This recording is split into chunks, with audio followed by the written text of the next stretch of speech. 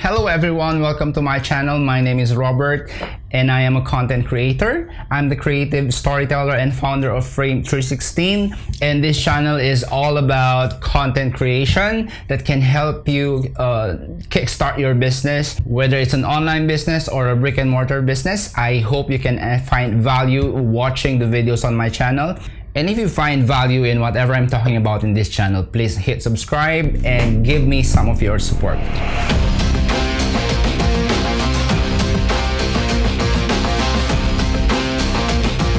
Today I'm going to be talking about the 7 things that you need to kickstart your business online. So the question is it really expensive? Do you need tons of people to work on these projects? Or does it take just a bit of, commitment and just, an added boost to your confidence? But talking from experience, it takes a lot of work, and if you have enough budget with you right now, it's good if you can bring in people that can help you. But if you don't have the luxury of spending money right now because you're starting business and it makes sense to really save the dollars where it is worth spending, still you can figure out how to put things together. And I'm quite sure you have a few friends out there. You have friends who are designers, you have friends who are photographers, and setting up your website is like really easy right now nowadays, compared to when we were doing it like years ago. I tell you, we have to code stuff from scratch. Right now you have CMS like WordPress, and I've been reading a lot about Wix. I think Wix is also a good website builder for newbies like you. But right now I want to talk about what do you really need to start working on, and what do you need to build your online business. So if you have any questions, just put it in the comment section, and I'm more than glad to start a conversation with you and help you to kickstart your online business.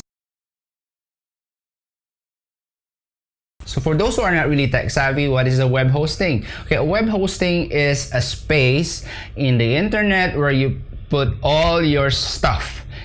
It's like, you can consider it as your online address, so that when people go to your business and they want to find out stuff about you, what you sell, what you do, how you can help them, so you need to store it somewhere.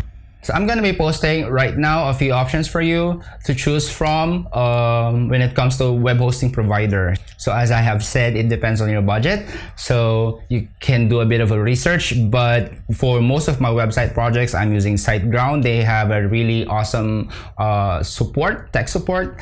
And when using their live chat, in a few seconds, a few minutes, an agent would be there to talk to you about your problems and really help you figure it out. Disclaimer, SiteGround is not paying me for this, but really, SiteGround is amazing, so you should check it out. Okay, second on the list, when you buy web hosting, naturally you need to buy a domain. Okay, what is a domain? Okay, the domain is when you go to a website, it's the name that comes with the .com. So most website owners, they have this mistake of buying their own name as a domain name. What is the problem with that? If you really intend to be a freelancer for the rest of your life, it's okay to use your name as a domain. Like right now, I have a domain which is my name. When I started doing photography years ago, I'm still keeping it just to put all my photography stuff, the stuff that I do, that I don't necessarily have to earn money. Okay, so when you buy a domain, you have to pay for it annually. So most of the web hosting providers can also provide the domain.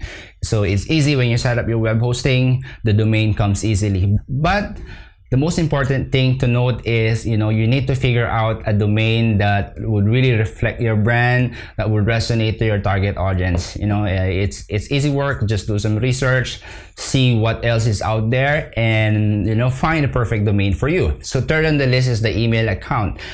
Most business owners still use Gmail as their email account. There's nothing wrong with that, except that it doesn't look professional when you send an email to a potential client and then you have like my name at gmail.com. Now, since you have a web hosting and you have a domain in place, it's easy to set up the email right at your web hosting dashboard.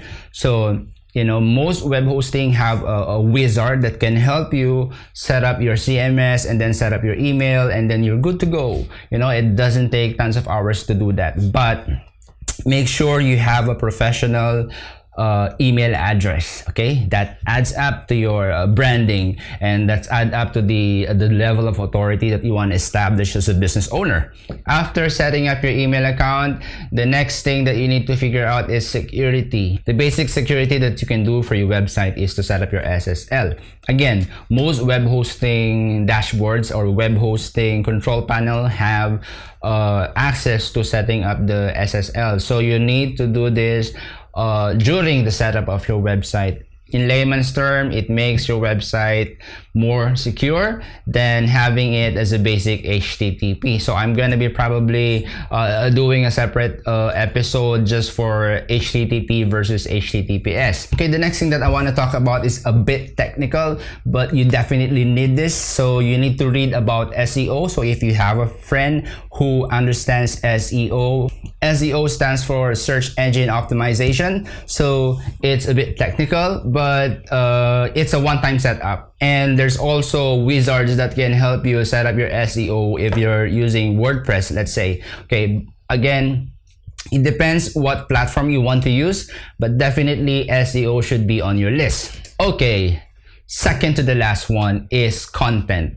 Why am I talking about content when this is all about setting up a website? Okay, the number one challenge for website owners or for business owners who have a website is not setting up the website. Actually, it's building content for the website, because a lot of excitement is around building the website, setting up your domain, launching it, and sharing it to your friends. But the most challenging part is how do you build content consistently on your website? So you need to plan this. You need to have a strategy. You need to have a blog, you need to have photos, images, videos, whatever you can put on your website so that your website would always have fresh content. Okay, going back to our list, we have web hosting, domain, email account, security, SEO, and content. And lastly, the very last thing I want to talk about is social channels. Okay, do you really need to set up your social channels? I mean, if you want to grow your audience, but if you just want to stick to a few people knowing about your business, it makes sense if you don't want to set up your social channels. But it is a must that as a business owner online who want to make it big, who want to grow your audience, you need to set up your social channels. So I'm going to be doing a separate lesson on managing your social channels as a small business owners. But for now, I just want to share the 7 things that you need to set up, to launch your online business. And I would be glad to connect with all of you. So if you have questions and if you're facing any challenges setting up your own website, if you're a small business owners, look me up and drop me a message, and I would be glad to help you out. So thank you for watching, and good luck on building your own online business. And the most important thing to remember if you want to do all this stuff, it's not the resources, it's not the skill set, it's not the timing. The most important thing is to start. Wherever you are right now, just start doing stuff. Build your website, build your content, be busy on social media, keep talking about stuff that and keep interacting with people out there, and you would definitely make it big someday. Again, thank you for watching, and hope to see you on our next video.